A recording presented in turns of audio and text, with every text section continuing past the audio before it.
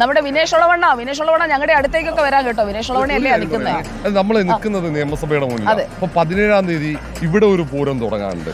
അടുത്ത സമ്മേളനം. അതായത് നമ്മുടെ പുതിയ ഗവർണർ വന്നതിന് ശേഷം സംഗതി കിടക്കും. ആ പുള്ളിക്കാരൻ ഇവിടെ വരികയാണ്.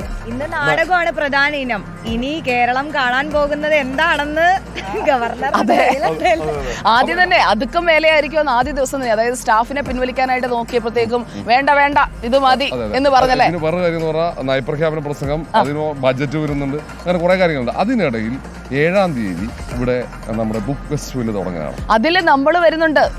നമ്മുടെ വൈബ് അനന്തപുരി കാണാൻ പോവാണ്. 8-ാം തീയതി പരിപാടി, 8-ാം തീയതി റിപ്പോർട്ടർ വൈബ്. നിയമസഭാ ബുക്ക് ഫെസ്റ്റിവൽ. നമുക്കൊരു കാര്യം ചെയ്താലോ, നമുക്ക് പത്രങ്ങളിലേക്ക് ഒന്ന് പോയാലോ. നമ്മുടെ റഹീസ് പത്രം എടുത്തിട്ടുണ്ട്. ദേശാഭിമാനിയും തുടങ്ങാം. ദേശാഭിമാനിയുടെ ഒരു പീസ് താഴെ പോയി. 1-ാം പേജ് ഇത് തന്നെ. എല്ലാറ്റിന്റെയും ഫ്രണ്ട് പേജ് ഭയങ്കര മനോഹരമാണ്. പക്ഷേ ഇതിന്റെ ഹെഡർ കണ്ടോ? വെള്ളാർമലയിലെ കുട്ടികളാണല്ലോ ആദ്യം വേദിയിൽ വന്നത്. വെള്ളാർമല ഇറങ്ങിയ ഒരു ഈണം, ഗംഭീര ഹെഡിങ്. CM വെള്ളാർമലയിലെ കുട്ടികളെ ശിവൻകുട്ടി മിസ്റ്റർ കുഞ്ഞുങ്ങൾ നൃത്തം ചെയ്തപ്പോഴേക്കും ആ കുഞ്ഞുങ്ങളൊന്ന് കരഞ്ഞു പോയത്. ആദിലായിരുന്നു അത് റിപ്പോർട്ട് ചെയ്തത് അല്ലേ? ശരിക്കും പറഞ്ഞാൽ പത്രങ്ങളെല്ലാം 1-ാമത്തെ പേജിൽ അത് ഉൾപ്പെടുത്തിയിട്ടുണ്ട്. നമ്മുടെ ആ തലക്കെട്ട് വാർത്ത കൈകാര്യം ചെയ്തത് കരയുന്നത് ടീച്ചറാണോ അമ്മയാണോ? സീമ ടീച്ചറാണ്. ടീച്ചർ അത് കണ്ടപ്പോൾ ഈ കുട്ടികളൊന്നും പഠിക്കാത്ത, ശാസ്ത്രീയമായി പഠിക്കാത്ത കുട്ടികൾ ഇത്രയും നന്നായി അവരുടെ ജീവിതം കാണിക്കുന്നപ്പോൾ കരഞ്ഞു പോയതാണ്. ഇതിൽ മനോരമയുടെ തലവാചകം ഉരുളിൽ വെളിച്ചമായി വേദിയിൽ എന്നുള്ളതാണ്. ഈ നിലയിൽ ആ വാർത്ത എല്ലാവരും കൈകാര്യം ചെയ്തിട്ടുണ്ട് എന്നുള്ളതാണ്. മറ്റു വാർത്തകളും നമ്മുടെ ഇംഗ്ലീഷ് പത്രം മാത്രം വായിക്കുന്ന ഇംഗ്ലീഷ് പത്രത്തിൽ എങ്ങനെയാ?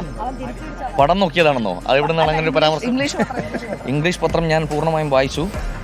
ഇതിൽ നമ്മുടെ വയനാട്ടിലെ കുട്ടികളുടെ ആദിലാണ് അപ്പോൾ ഇന്നലത്തെ തലക്കെട്ട് എടുത്തിരിക്കുന്നത്.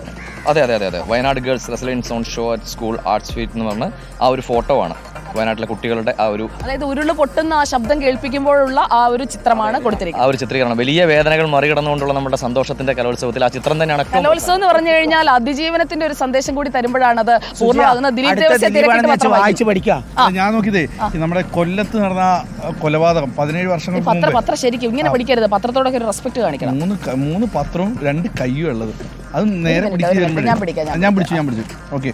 അപ്പോൾ ഈ കൊല്ലത്ത് നടന്ന കൊലപാതകം, അത് 18 വർഷങ്ങൾക്ക് മുമ്പ് ഒരു അമ്മയെയും ഇരട്ടക്കുട്ടികൾ, അത് 17 ദിവസം പ്രായമായ ഇരട്ടക്കുട്ടികളെയും കൊലപ്പെടുത്തി ഒളിവിൽ പോയ പ്രതികളെ CBI ചെന്നൈയിൽ വെച്ച് പിടികൂടുകയും അവരെ കൊല്ലത്ത് ഇന്ന് കൊച്ചിയിൽ കൊണ്ടുവന്നിട്ടുണ്ട്. ഈ കൊല്ലത്തേക്ക് അവരെ തെളിവെടുപ്പിന് വേണ്ടി കൊണ്ടുവരും. 17 ദിവസം പ്രായമുള്ള ഇരട്ട പെൺകുട്ടികളെയാണ് അന്ന് കത്തികൊണ്ട് അറുത്ത് കൊന്നത്. അപ്പോൾ അവരെന്തായാലും പിടിയിൽ. 2 പേരും ആർമി ഉദ്യോഗസ്ഥരായിരുന്നു. ദിലീപ് ഇന്ന് കൊല്ലത്തുണ്ടെങ്കിൽ അവിടെ റിപ്പോർട്ട് ചെയ്യേണ്ടതാണ്. പക്ഷേ ദിലീപ് ഇല്ലെങ്കിൽ നമുക്ക് ആ വാർത്ത മുടങ്ങില്ല. തീർച്ചയായും സംവിധാനം നമ്മൾ ഏർപ്പാടാക്കിയിട്ടില്ലേ പ്രസാദ്? ഉറപ്പായിട്ടും സംവിധാനം അവിടെയുണ്ട്.